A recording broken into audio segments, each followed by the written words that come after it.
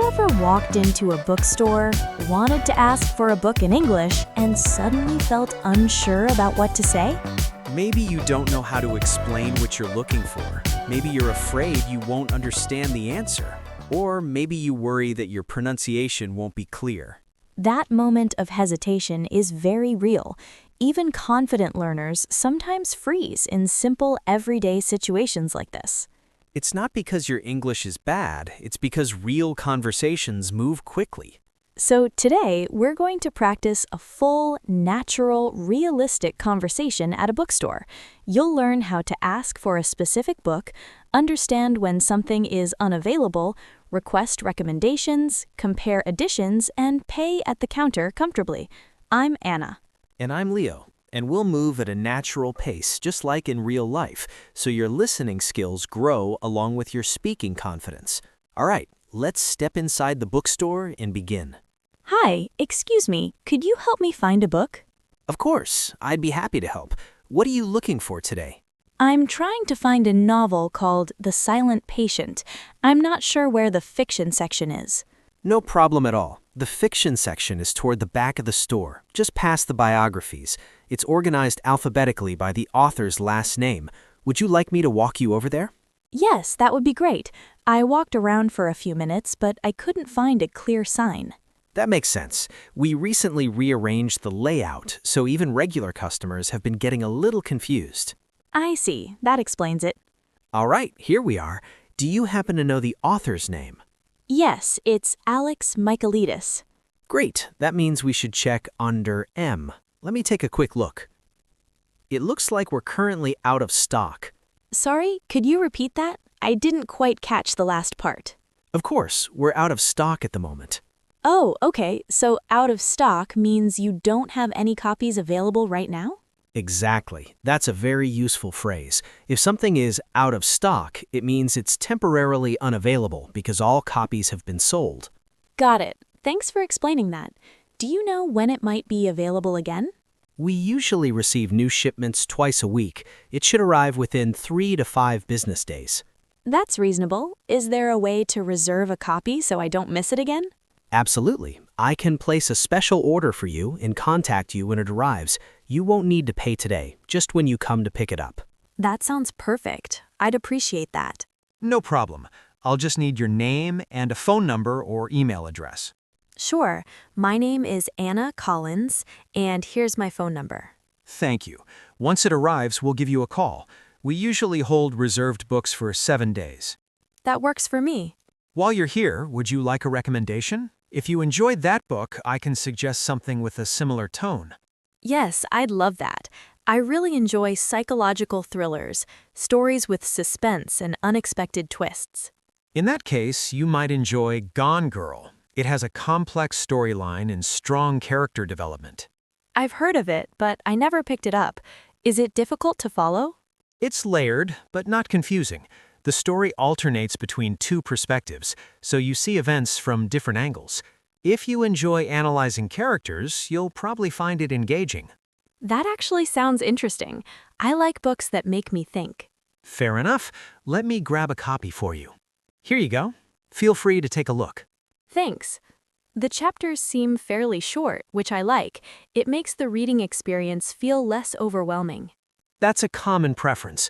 Shorter chapters give readers a sense of progress. Yeah, it keeps me motivated. How much is this one? The paperback edition of Gone Girl is $16.99. Do you also carry it in hardcover? Yes, we do. The hardcover version is $25.99. Besides the cover, is there any real difference? Not in terms of content. The hardcover is sturdier and tends to last longer. Some people also prefer it for display purposes. I understand.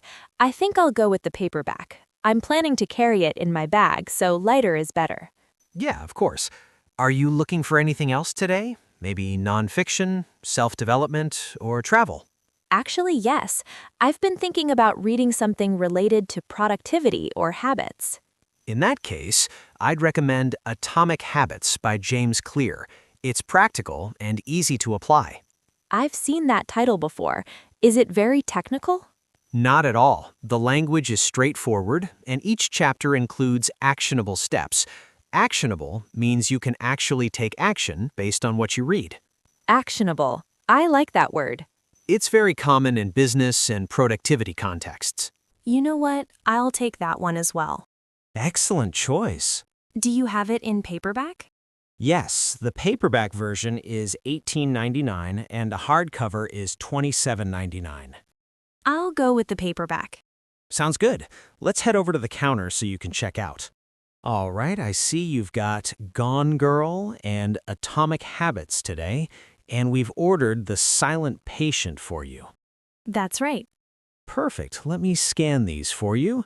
Your total comes to $35.98. Would you like to pay with cash or card? I'll pay by card. You can tap or insert your card right here. And would you like a receipt? Yes, please. A printed receipt would be great. Here you go. The confirmation for your reserved copy of The Silent Patient is attached at the bottom. I see it. Everything looks correct. Are you reading mostly for enjoyment, or are you trying to improve your English? A bit of both, actually. I've been trying to read more in English to expand my vocabulary naturally. That's an excellent approach. Reading exposes you to natural sentence structures and idiomatic expressions. I've noticed that. Sometimes I write down phrases that sound natural, not just individual words. That's very effective. Learning phrases instead of isolated words helps your fluency. I agree. It makes speaking feel smoother. Yeah, totally. And remember, you don't need to understand every word to enjoy a book. Focus on overall meaning first. That's reassuring. I used to stop every time I didn't recognize a word. That can slow you down. Try reading a full page before checking new vocabulary. I'll definitely try that strategy. Sounds good. Enjoy your reading, and we'll contact you as soon as the other book arrives. Thank you so much for all your help today.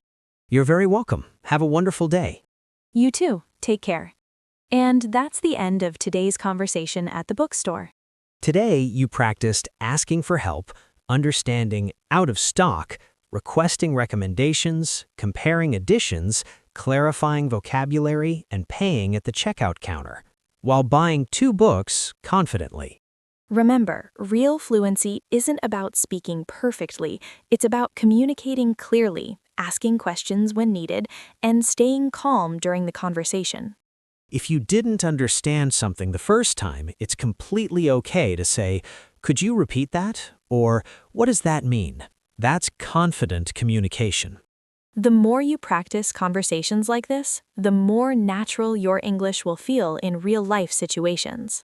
If this lesson helped you, please like the video and subscribe to the English Talk channel. Keep practicing, keep reading, keep speaking. And we'll see you in the next conversation. Bye for now. Happy learning.